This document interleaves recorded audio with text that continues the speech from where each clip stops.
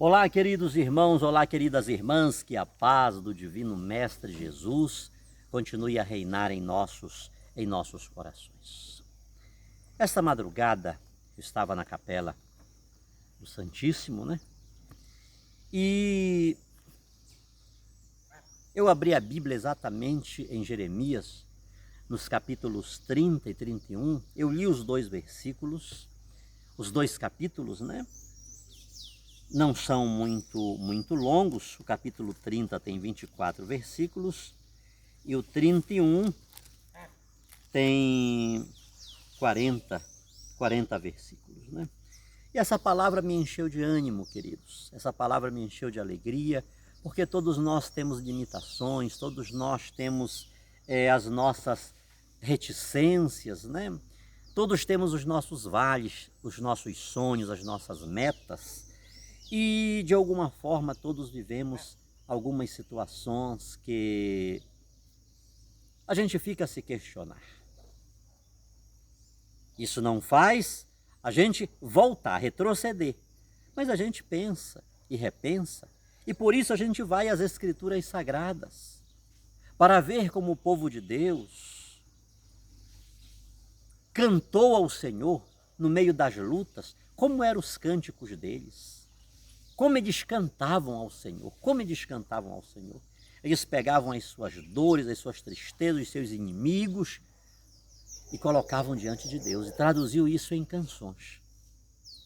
Então é necessário que a gente vá às Escrituras para saber como devemos nós também interagir diante desses desafios, diante dessas limitações, diante desses obstáculos, diante de situações de medo,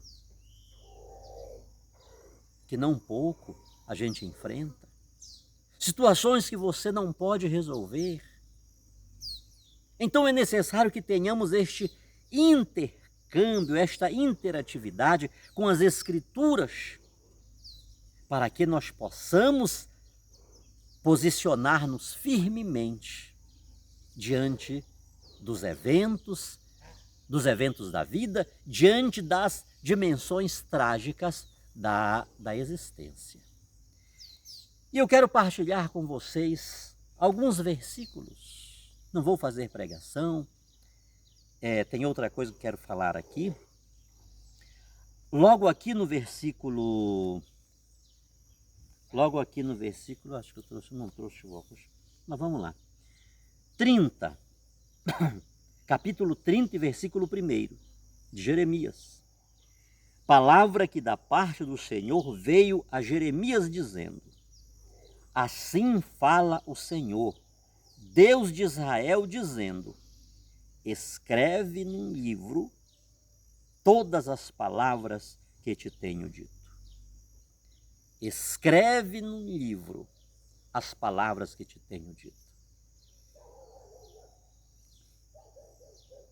Obviamente, esta palavra era uma palavra que deveria ser codificada, porque ela não dizia respeito apenas àquele momento, àquela realidade, àquele instante que Deus estava falando com o profeta e, consequentemente, com o seu povo. Por sinal, preste atenção nisto, que em outro momento, provavelmente não agora, mas irei retomar este ponto. Deus fala com o seu povo através de alguém. Ele falou pelos profetas. Ele poderia falar com o povo diretamente, sem precisar de ninguém. Mas ele precisa de intermediários, interlocutores, alguém que esteja arbitrando entre ele e o seu povo. Ele quis, é uma disposição divina que assim fosse. E assim foi, e assim é, queridos, e assim é. Deus, ele escolhe, dentre o seu povo, aqueles através dos quais ele vai falar, ele vai transmitir a sua mensagem. Deus, que de ninguém precisa, ele de todos quer precisar. E de alguns ele quer precisar de forma mais proeminente. de maneira mais aguda, para que eles possam transmitir a sua palavra. Aqui Deus está chamando o profeta Jeremias. Então, escreve. E eu quero dizer para você, meu irmão, repetindo, esta palavra seria uma palavra escrita, seria uma palavra canônica. Escreve, porque isto que está sendo dito para o meu povo hoje continuará amanhã, depois, ou seja, em quaisquer momentos que o meu povo estiver diante desta realidade, de um povo cativo, de um povo sitiado, de um povo aprisionado, ele pode voltar a esta palavra, ele pode obedecer esta palavra, ele pode fazer o que está escrito nesta palavra, porque o que aqui está escrito irá cumprir-se, irá acontecer na vida dele, do meu povo. Então, eu quero direcionar esta palavra a você, meu irmão. Escreva esta palavra num livro, num caderno, num pedacinho de papel. Coloca na tua carteira, coloque na sua bolsa. Talvez lá em cima da sua penteadeira, num local, deixe lá guardadinho. Escreva esta palavra, porque aqui tem um decreto de Deus para cada um de nós. Aqui é um particular de Deus para mim, para você. Aqui há um encontro do Criador com a criatura, do infinito com o finito. Escreve o que te tenho dito. Porque dias estão chegando que farei tornar do cativeiro o meu povo de Israel e de Judá, diz o Senhor, e torná-los-ei a trazer a terra que dei a seus pais e a possuirão. Anota isso aí, meu irmão. Anota. Eu anotei essa palavra hoje de madrugada. Eu anotei essa palavra. É uma promessa de Deus, é uma palavra, e ele está dizendo aqui, olha, assim fala o Senhor. Palavra que da parte do Senhor veio a Jeremias, no versículo 2, assim fala o Senhor, Deus de Israel. Escreve num livro todas as palavras que te tenho dito, porque eis que dias virão, diz o Senhor, em que farei tornar do cativeiro o meu povo de Israel e de Judá, diz o Senhor, e torná-los-ei a trazer a terra que dei a seus pais e a possuirão. Anota aí, não porque é o missionário que está falando, é porque Deus está falando. Assim como Deus disse a Jeremias, coloca isso num livro, porque esta palavra servirá para agora e para a posteridade. Essa posteridade fala de nós também, queridos. Esta palavra fala de nós, que aparecemos, que surgimos no horizonte da história.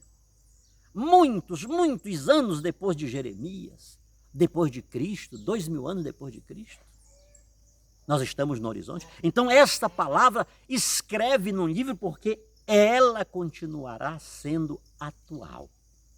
Ela continuará produzindo os seus efeitos. E a palavra de Deus, ela não volta vazia. Eu gostaria que você tomasse posse disso, meu irmão. Mas gostaria também que depois você lesse esses 2 capítulos. Porque aqui há uma condição. Esta promessa de Deus, ela é cheia de condicionais. E a condicional que está aqui estabelecida é muito simples. É muito simples. Eu serei o teu Deus e tu serás o meu povo. É simples. Essa é a condição. Eu vou te trazer a terra que eu prometi aos teus pais. Eu vou te devolver, tu irás possuí-la outra vez. Mas há uma condição. Eu vou ser o teu Deus e tu serás o meu povo. No versículo 8 do capítulo 30, naquele dia, sempre na frente eu estou cortando aqui, né? Naquele dia, diz o Senhor, eu quebrarei o teu jugo de sobre o teu pescoço e quebrarei as tuas ataduras e nunca mais se servirão de ti os estrangeiros. Olha aí. Ele vai tirar o jugo. O que é que está sobre ti? O que está sobre mim, queridos? O que está sobre mim? Queridos, estou falando com você a partir de experiências claras que Deus está dando-me. Deus está tirando o jugo de sobre os meus ombros. Eu percebo que Deus está tirando-me do cativeiro. Eu percebo que as ataduras Ele está cortando, Ele está dissipando. Escreve isso. Eu estou falando isso para você, queridos, a partir de uma experiência. Presta atenção, por favor, meu irmão. A partir de uma experiência que, repetindo São Paulo, é necessário que seja dito a tempo e fora de tempo. São Pedro, diante do Sinédrio, ele e João disseram, não podemos deixar de falar aquilo que temos visto e ouvido. Eu estou falando isto a partir da Igreja Católica Apostólica Romana, a igreja que eu pisava, a igreja que eu escorraçava, a igreja da qual eu tirei muitas pessoas, meu irmão. Eu estou percebendo o quanto Deus está trabalhando na minha vida dentro desta igreja que eu pisava, que eu humilhava. Eu usava a Bíblia não para pregar a palavra de Deus, mas para desrespeitar, para condenar, para fazer lavagem cerebral. Era para isso que eu usava a Bíblia, queridos. Por isso eu dizia que o Deus dos católicos era morto. O Deus dos católicos, ele não andava, não pegava, não ouvia, não cheirava, não falava.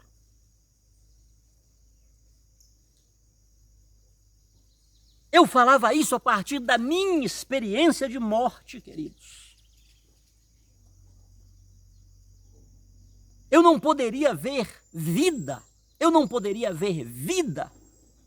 na Igreja Católica, na Igreja de Jesus Cristo, não podia. Porque a minha realidade era uma realidade de morte. Quem usa as Escrituras Sagradas para apontar o dedo, para acusar, para determinar quem está e quem não está salvo. Se nós julgássemos a nós mesmos, não seríamos julgados. Quem és tu que julga o teu irmão, se julgas? Tu já não és um observador da lei, mas és o juiz. E juiz só há um, que é Deus. E o ser humano, quando ele coloca-se nesse patamar de juiz, com toda certeza, é porque ele já está morto. A sua cegueira é tal que ele precisa cair do cavalo como Paulo, como Saulo às portas de Damasco. É uma pessoa que está cega. É uma pessoa que está desprovida de Deus, da graça de Deus. Então esta verdade que estou falando para você, meu irmão, é a partir da Igreja Católica. Eu estou presenciando o agir de Deus na minha vida. Eu estou presenciando Deus tirar-me do cativeiro.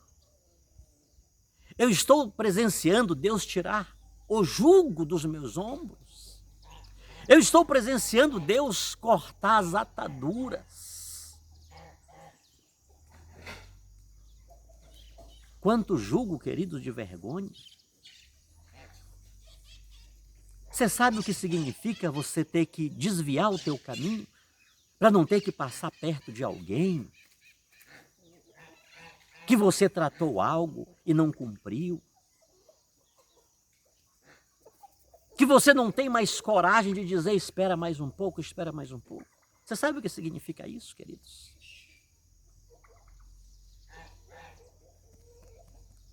Na Igreja Católica tem solução, queridos. Na Igreja Católica tem solução. Eu que dizia que o Jesus dos católicos era morto, nada podia fazer, eu posso testemunhar o que ele está fazendo na minha vida.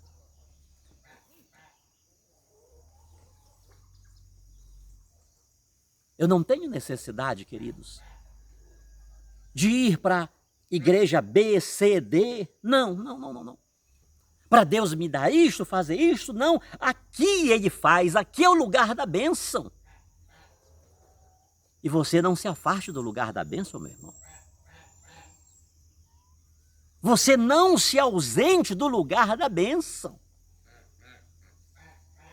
Embora a Igreja Católica reconheça, o Vaticano II falou muito bem isso, que nas igrejas dos nossos irmãos protestantes haja elementos necessários para a salvação. A igreja não nega isso, a Igreja Católica não nega isso. A Igreja Católica reconhece neles valores, virtudes.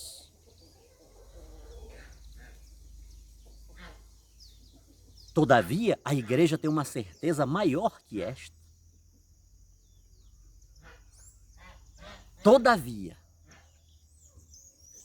a única igreja que possui todos os elementos necessários para a salvação é a Igreja Católica Apostólica Romana. Não falta nada. Não há necessidade de nada. Eu não preciso estar indo para ali, em busca disto ou daquilo outro, porque aqui tem a bênção. Mas Deus está falando, tem uma condicional aqui.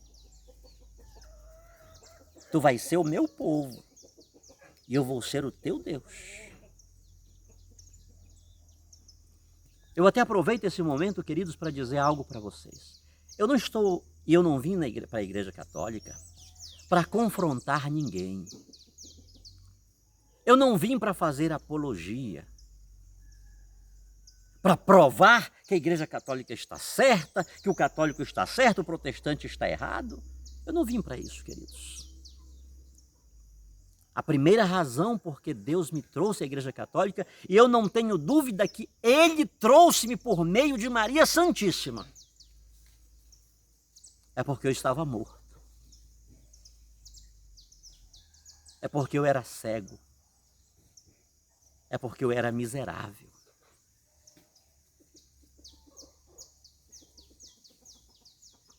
Então, o primeiro grande motivo que Deus me traz para cá é para que meus olhos sejam abertos, é para que eu tenha vida. Para Ele me mostrar o quanto eu estava equivocado, o quanto eu estava errado, o quanto os meus conceitos eram falsos,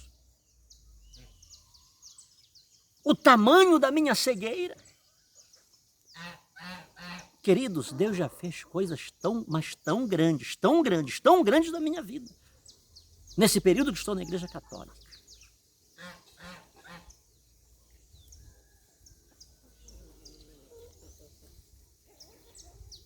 Ou seja, na igreja onde Jesus estava morto, que eu falava contra. E Ele está dizendo esta palavra para nós. Eu vou te tirar do cativeiro. Eu vou arrancar o jugo do teu pescoço.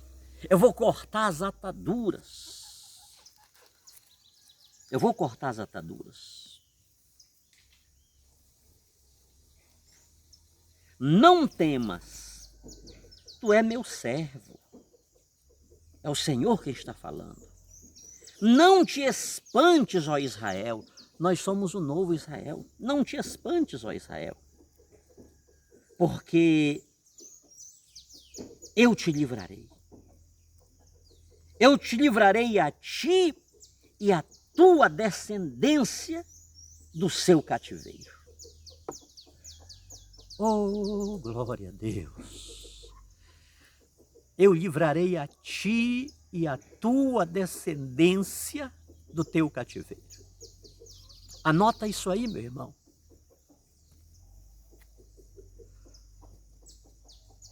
A tua descendência, ela está nas tuas e nas minhas mãos.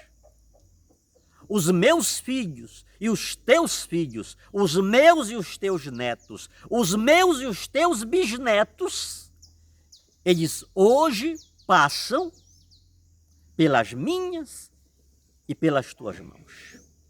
Pelas minhas e pelas tuas decisões. Qual é a decisão que hoje estamos tomando em relação a Deus, quando estamos terminando o ano de 2021? Mais um ano não diferente de 2020, com tantas limitações, tantas baixas, tantas frustrações. E você sabe o que dizer a esse respeito, meu irmão?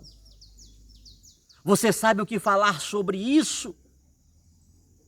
Coisas que a gente não está sabendo um do outro. Mas pelo que eu sei que aconteceu ao meu redor, e mais distante um pouco, não há um de nós que não tenha um reduto de dor, de tristeza. A gente olha para os lados e não há um lado para o qual a gente olhe que não esteja faltando alguém.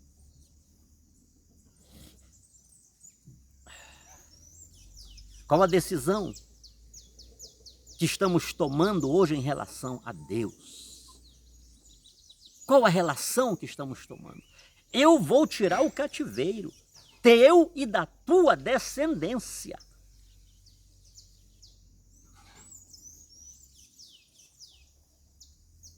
Eu preciso querer que essa bênção de Deus alcance a minha posteridade. Eu preciso querer. E para isso acontecer, eu preciso hoje determinar: tu és o meu Deus, eu sou o teu povo. Eu sou o teu, Senhor. Tu és o meu tudo, tu és a minha vida. A Igreja Católica anualmente, num raio de 2000 anos, ela vem celebrando o Natal de Jesus. Ele vem de novo, ele nasce de novo. A igreja não deixa de anunciar o Rei dos Reis e Senhor dos Senhores. Este Deus, é este Deus.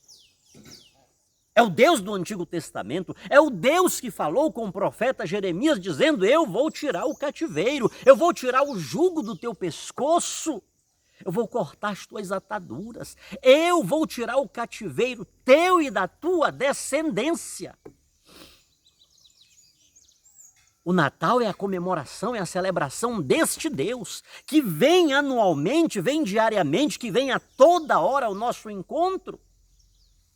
Jesus é Deus. Com o Pai e o Espírito Santo, eles são um só Deus.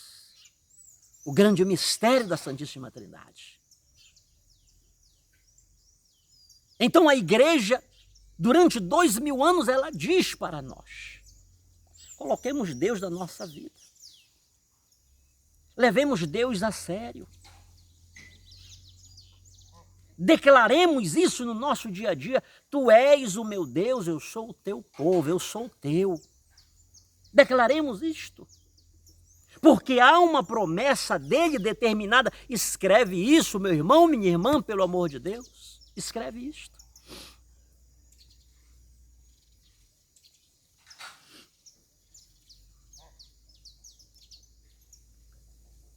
Não haverá quem o atemorize, porque eu sou contigo. não haverá quem o atemorize, porque eu sou contigo. Não haverá quem o atemorize, porque eu sou contigo. Ave cheia de graça, o Senhor é contigo. Olha a plenitude desta palavra, olha a plenitude desta promessa. Ave cheia de graça, o Senhor é contigo. Durante 2000 anos, a igreja repete isso. Agora, dia 1º, Maria Santíssima, não esqueça disso. Não esqueça disso. Durante 2000 anos, a igreja não fala simplesmente, Jesus nasceu lá na manjedoura, apareceu lá na manjedoura, o pessoal foi ver, apareceu uma luz lá em cima, quando todo mundo chegou lá, e viram uma criança lá, enrolado em faixas. Tá? Não. A igreja fala deste mistério sacrossanto dentro da sua inteireza, dentro da sua totalidade. O menino foi achado ao lado da mãe do menino. Ele foi encontrado ao lado da mãe do menino. Aquela para quem o Senhor disse por meio do arcanjo: salve agraciada, o Senhor é contigo.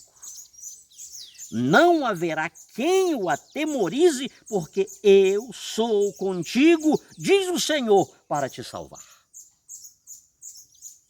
Isto é mensagem da Igreja Católica, irmãos. Este é ensinamento da Igreja Católica. Por isso eu te digo, escreve, porque Deus vai tirar esse cativeiro. Deus é poderoso para fazer com que um novo tempo aconteça da nossa vida e da nossa história, mas este novo tempo para acontecer é determinante que agora eu queira que Ele seja o meu Deus e eu sou o seu povo. Eu sou dele e Ele é meu. Como Maria Santíssima, a totus tuus, toda dele. Toda dele. Meu irmão, minha irmã, não se admire, não fique muito estressado com quem fala mal de Maria Santíssima. Porque a sorte do servo é a medida da sorte do seu Senhor. Jesus disse que seríamos rejeitados e odiados por um mundo perverso, cruel, que é contra o amor, a justiça, a verdade, a retidão. Maria Santíssima, ela só pode ser odiada mesmo por tudo aquilo que não compactua com Deus, que não é de Deus, que não faz parte de Deus, que vira as costas para Deus, que é um Satanás, é um adversário, é um inimigo de Deus. Se tem alguém que na história reflete Deus, se tem alguém que na história da humanidade é literalmente uma imagem e semelhança de Deus, o nome desse alguém é Maria Santíssima.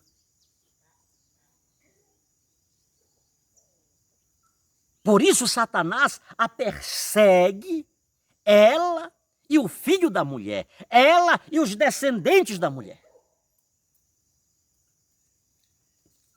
Ela foi perseguida, o filho da mulher dela foi perseguido, e todos aqueles que creem de verdade no filho da mulher, todos aqueles que de verdade creem no filho da mulher, serão perseguidos, serão massacrados, serão odiados. Não esqueça disso. Maria Santíssima é a perfeitíssima imagem e semelhança de Deus.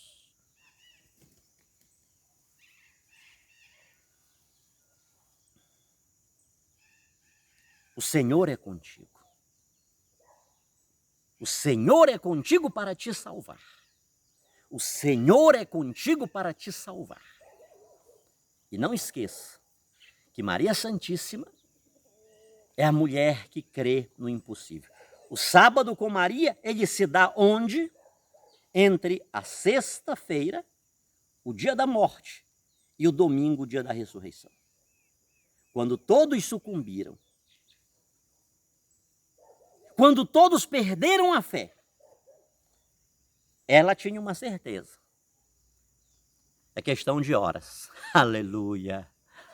Para ele ressuscitar.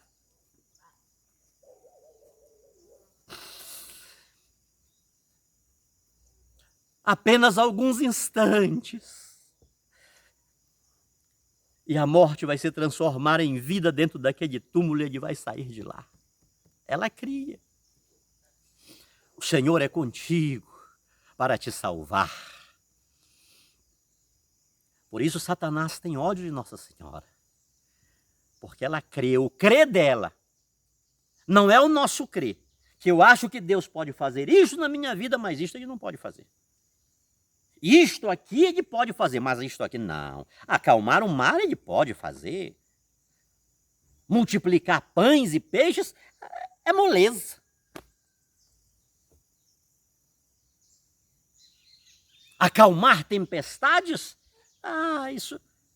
Dizer Lázaro, que já estava fedendo, vem para fora, isso é fácil. Ressuscitar filhos de viúvas de Naim é fácil. Filhas de Jairo é fácil.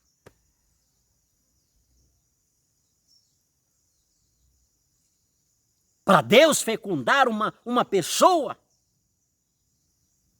sem o sêmen humano, isso é moleza. Mas outras coisas ele não pode fazer. Claro, meu irmão. Se sou eu quem determina o que pode ser e o que não pode. Se eu sou a última instância do limite do possível, obviamente, essas coisas precisam ser eliminadas. Essas coisas todas precisam ser eliminadas. Mas eu não sou quem determina o que pode e o que não pode ser. Eu não sou a instância última do limite das possibilidades. E para Deus, nada é impossível. Aqui gira e se estabelece uma incógnita. Porque eu digo que creio. Há pouco eu falei. Eu estava morto. Eu dizia que cria, mas não cria.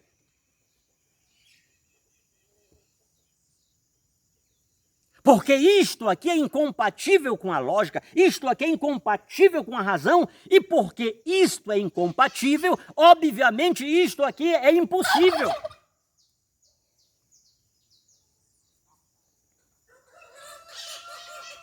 Eu estava morto.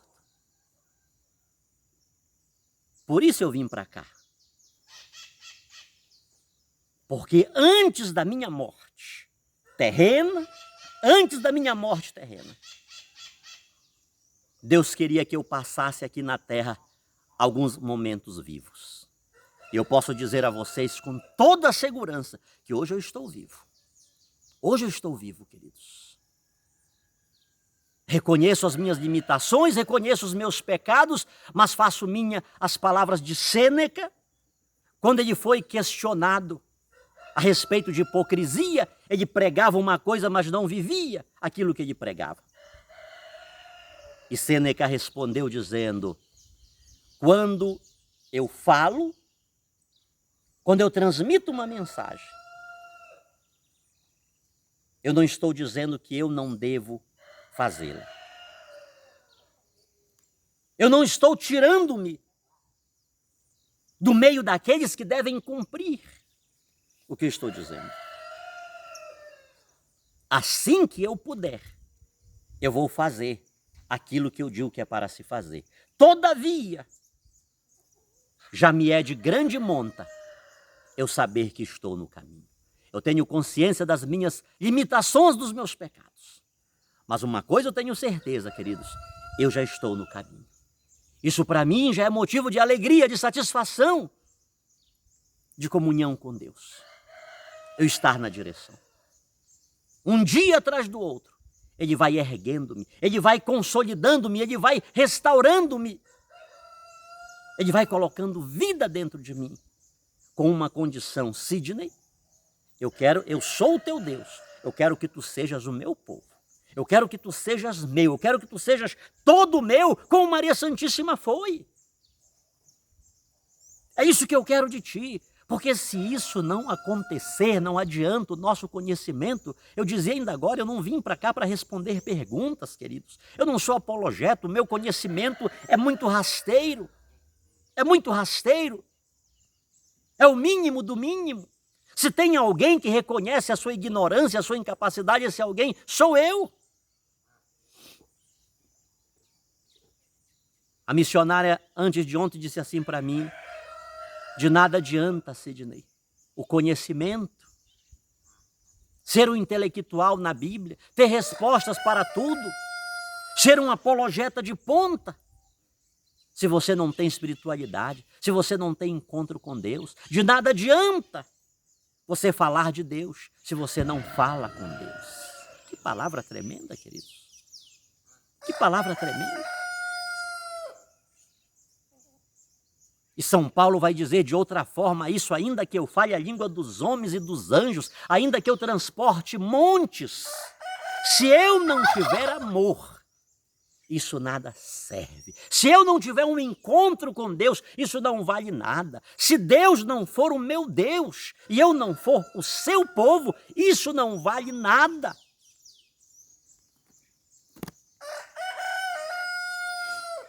Meu querido irmão, minha querida irmã, escreve isso. Jeremias, capítulo 30 e capítulo 31. Se a posse desta palavra, não saia do lugar da bênção. A minha mãe gostava de cantar uma música lá. Subo o morro e desço o morro, carregando a minha cruz, mas não deixo de marchar ao encontro de Jesus. Subo o morro e desço o morro, carregando a minha cruz, mas não deixo de marchar ao encontro de Jesus. Uma hora eu vou encontrar com a minha mãe, se Deus quiser. Levar o violão para a gente gravar, cantar umas músicas juntos. Não sei quando será, mas Deus vai proporcionar esse momento. Então, meu querido irmão, suba o morro, desça o morro. Não larga a tua cruz. Não saia do lugar da bênção. Não saia do lugar da bênção. Confie, o Senhor é contigo para te salvar. Eu posso dizer, Deus está sendo comigo para me salvar. E esta palavra serve para você, para a tua casa, para a tua família. Neste 2022 que está despontando. Ele só será feliz se Deus for o meu Deus e eu for o seu povo. Porque se isso não for, eu posso ter casa, carro, dinheiro, o melhor dessa terra. Eu serei um miserável, eu serei um incrédulo, porque a própria crença em Deus, eu condicionarei Deus àquilo que eu sou capaz de crer. Isto eu creio que Deus pode fazer, tudo bem. Isto aqui não. E quem crê nisso, eu vou reputá-lo como um herege, como um cismático, como uma abominação, porque a minha limitação diz que isto não é possível. Que Deus nos abençoe, que Deus nos guarde. Eu tenho aqui algumas questões, vamos deixar para um outro momento, tá bom, meu irmão? Tem aqui a questão de Jesus, um só mediador. Uma irmã está enfrentando problemas por causa disso, né? Acho que é com o irmão dela. Pastor Jefferson, da Igreja Adventista, com certeza vou lhe responder. Tá, meu irmão? Receba a minha saudação fraterna, que Deus o abençoe grande e poderosamente, mas com certeza não dá mais tempo, mas a gente vai, eu inclusive trouxe o catecismo, que eu já ia entrar nessa questão, tá? Mas antes de lhe responder, eu gostaria que o senhor lesse o capítulo que fala da Sagrada Tradição, pelo menos leia os números. Olha aqui, né? Como o senhor falou que já conhece bem o catecismo da Igreja Católica, porque lê e inclusive usa nas suas pregações, o senhor pega aqui o artigo 2º, aqui no número 74, tá bom? O artigo 2º, número 74, e o senhor vai seguindo, tá? 77, 78, 79, 80, a relação entre a tradição e a Sagrada Escritura, e valendo. E quando chegar lá nos mandamentos, certo? Está aqui até marcado. Por sinal, o senhor pode pegar o número, eu deixei aqui, olha, o 21, 29. 21, 29 do Catecismo. Veja se a Igreja Católica tirou o mandamento que proíbe fazer imagens. Número 21, 29, tá? Está dizendo logo no início, não farás para ti imagem esculpida de nada. O senhor já pode dando uma lida nisso tudo, que depois a gente vai conversar com toda certeza e vai ser para mim uma honra poder falar sobre isso com sua pessoa. Muito obrigado, inclusive, pela oportunidade que o senhor me irá proporcionar em poder discorrer sobre este tema.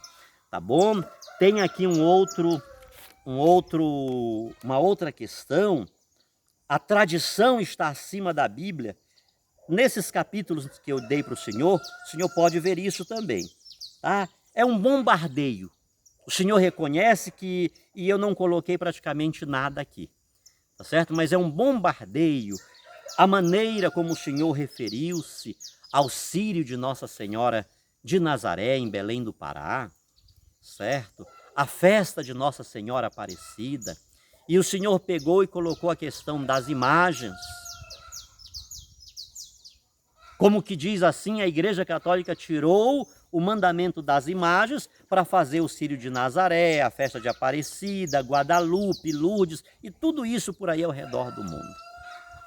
Então, vamos ver, à luz do catecismo, que o senhor disse conhecer, e pelo que o senhor falou, com toda certeza o senhor conhece, mas vamos ler com elegância intelectual, com verdade, com fidelidade intelectual, para a gente não querer falar aquilo que não está no catecismo, para não querermos dizer a mesma coisa com a Bíblia.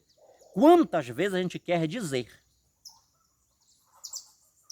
coisas que a Bíblia não diz? Nos achamos autorizados a dizer o que ela não diz. E aí vai uma contradição muito grande, sobretudo quem defende o princípio da sola escritura, só é verdade o que está aqui. Então, se só é verdade o que está aqui, nada, uma vírgula que saia daqui não pode ser colocada. Qualquer explanação que eu faço fora do que aqui esteja é uma incoerência, é uma arrogância, é um divórcio entre o que eu digo e aquilo que de fato está escrito. Então, se isso acontece com a Bíblia e com frequência é feito com as Sagradas Escrituras, quanto mais com o catecismo da Igreja Católica. Só mais uma coisa, já para adiantar. Quando o senhor diz que para ser um cristão autêntico é preciso 3 coisas: ler a Bíblia, os livros da Ellen White e acho que o Diário da Igreja Adventista. É que eu não anotei aqui, mas eu vou trazer ipsis literis como o senhor colocou. Tá? Bíblia, os livros da Ellen White, e o outro livro é como se fosse um catecismo da Igreja Católica, não é o nome catecismo. Tipo um diário da Igreja Adventista. Por que nós católicos não devemos obedecer à Sagrada Escritura, à Sagrada Tradição e o Sagrado Magistério? De onde foi que vocês pegaram esses 3 elementos para colocar, para solidificar a fé dos verdadeiros cristãos? Bíblia, Ellen White e, entre parênteses aqui, é a minha voz, o Catecismo da Igreja Adventista. E a Igreja Católica, com 2000 anos de história. Com 2000 anos de história. Ela que produziu o livro sagrado. Sim, querido irmão. Se não fosse a Igreja Católica, você não teria o Antigo Testamento nas mãos. Foi ela quem disse: este livro, o Antigo Testamento, é a palavra de Deus, é a Escritura Sagrada. Se ela não tivesse feito isso, meu irmão, eu não sei como seria o andamento das coisas. Fiquemos com Deus, um grande abraço, inclusive ao senhor pastor Jefferson, o meu abraço. Eu te desejo, meu irmão, um final e começo e término de 2022, cheio das bênçãos de Deus. Que o Espírito Santo, aquele Espírito que fecundou Maria Santíssima, ele se derrame sobre o Senhor, de forma autêntica, verdadeira, sólida, para que, de fato, nós possamos viver um 2022 cheio das bênçãos de Deus, proclamando: Ele é o meu Deus e eu sou o seu povo. Fiquemos com Deus.